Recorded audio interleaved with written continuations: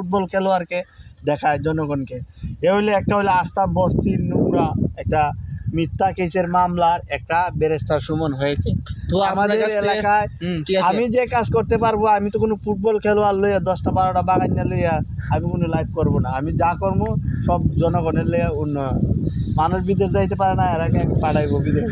যে টাকা দিতে পারে না, আমি এদেরকে টাকা দিয়ে দিব। তো আমাদের মডেল সাইফুল ভাই, আপনি যদি এমপি নির্বাচনের মধ্যে যদি পাশ করেন, হ্যাঁ, তো আপনি কি ব্যারিস্টার সুমন থেকে আরো ভালো উন্নয়ন করবেন? আল্লাহ ইচ্ছা করলে দেখাইব।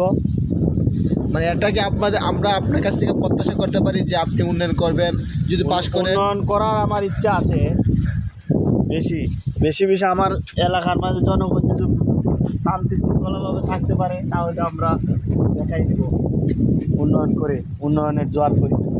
তো ইনশাল্লাহ আগামীতে আমরা আপনাকে ভোট দিব।